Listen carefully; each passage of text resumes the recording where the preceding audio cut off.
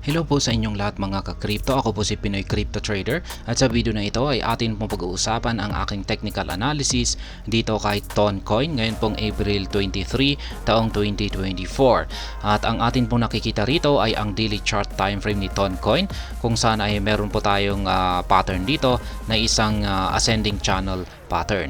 At nitong nakalipas lamang po na araw ay nagkaroon po siya ng breakout dito sa lower portion na ito. Sa kanyang lower portion na ito dahil sa breakout na ito ay isa po itong bearish signal na nagsasabing babagsak ang market price ni Toncoin sa mga susunod na araw.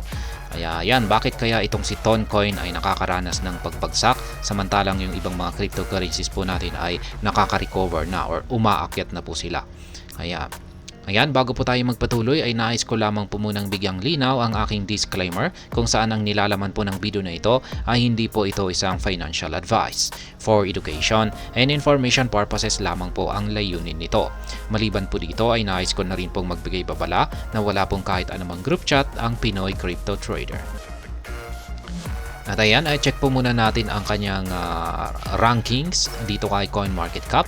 Siya po ay kasalukuyang nasa top 9 ng most valuable cryptocurrency. Ayan, pasok po siya sa top 10. Yung top 10 natin ay si Cardano, top 8 naman po natin ay si Dogecoin. Ayan, bumaba po yung ranking ni Dogecoin. Ayan, mukhang dati ay dati po pala si XRP po pala yung yan, top 7 at saka top 8 itong si Dogecoin. Kaya ayan, mukhang malapit na po yung kanilang agwat sa kanilang market cap dito kay Dogecoin. Kaya nasa 22.8 billion yung market cap ni Dogecoin at 20.5 naman itong si Toncoin. Kaya ayan, mukhang siguro ay baka posibleng maagaw ni Toncoin ang pwesto ni Dogecoin dito kung magpapatuloy sa pag-angat or paglago ang presyo niya or sa paglago itong si Toncoin. Pero base po sa kalagayan nito ay mapapansin po natin na red yung kanyang kulay dito, yung kanyang performance. Kasi nakakaranas po siya ng pagbagsak at yan, malinaw po nating nakikita rito sa kanyang chart dito. Yan, at nagkaroon pa siya ng breakout dito. Kaya yan po, nagre-reflect dito, red. Samantalang yung ibang mga asset dito ay yan, at least gain po sila dito sa 7 day performance po nila. Ayan, pinakamatindi talaga rito ay si Solana, 15.98%. Pero ayan, red itong yan sa mga top 10 ay itong si Toncoin lamang yung may negative na performance nitong nakalipas na 7 araw. Kaya bumabagsak po siya. At dito naman po ay yung kanyang market cap ay bumagsak po ng 4.69%, pero yung kanyang trading volume ay umangat naman po 17.69%. Ibig pong sabihin ay marami pa rin pong interesadong bumibili dito kay Toncoin. Ayan. Siguro ay yung dahil sa dulot ng bumabagsak nitong presyo ay marami pong nagtitake advantage dito na bumibili. Yan, kasi bumabagsak po siya. Malamang po yan ang dahilan kung bakit mataas yung kanyang trading volume. At check naman po natin yung kanyang X account dito sa kanilang kung meron pa silang bagong tweet dito. Yan, noong pang April 19 po ito. Exciting news, Mexi now lets you withdraw and deposit USDT on the Ton network with zero gas fees. Yan, experience lightning fast transactions without worrying about fees. Ito po yung maganda, libre. Pwede po tayong mag-withdraw at saka mag-deposit dito kay Mexi. Yan, gamit ang Ton network at walang bayad, libre po yan, zero gas fee. Sana ganyan din po lahat ng mga network para yan, kung ano talaga yung asset natin ay yan din po yung makukuha natin. Walang bawas mula sa fees. Kaya yan. Pero paano kaya nila na may maintain yung kanilang network kung wala silang sinisingil na fee? Kaya yan, medyo may duda rin tayo dyan kung pag ganyan na zero fees. Maski maningil po sana sila ng maski maliit lang para at least meron po silang magamit na pang maintenance sa network na nito para maging maayos or smooth, laging maayos yung operation ng kanilang network. Yan po talaga itong si Toncoin. Yan po talaga yung kanyang feature. At ayun ay balikan na po natin ang pagti-technical analysis dito sa daily chart time frame ni Toncoin. At ayan, nagkaroon pa siya ng breakout nitong April 20. Yan po ay yung araw ng Bitcoin halving event.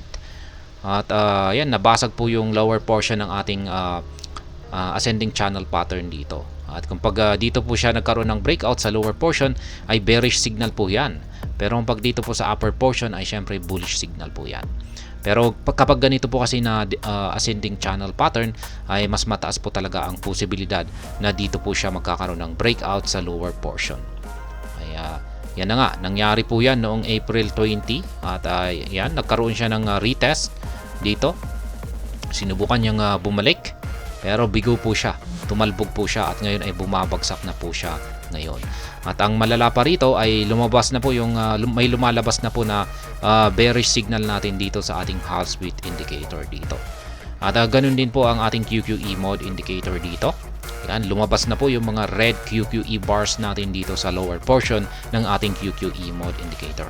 Ibig pong sabihin ay bearish na bearish ang signal natin dito kay Toncoin. Ngayon ay sa tingin ko ay babagsak po siya. At ang unang harang po natin dito na pipigil sa kanyang pagbagsak ay ang 5.528 na support line natin dito.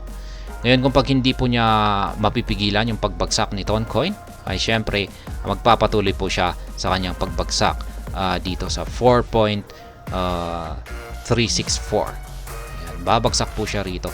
Yan po ang sunod na support line natin dito. At yung support line natin dito ay ito po yung buying price natin dito. Kaya yan, maghahanda po ako rito ng aking buy pending position dito.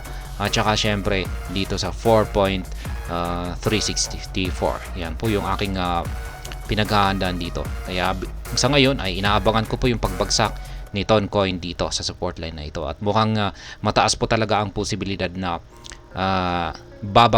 babagsak siya dito sa 5.52%. Base pa lamang sa itsura ng ating candlestick dito.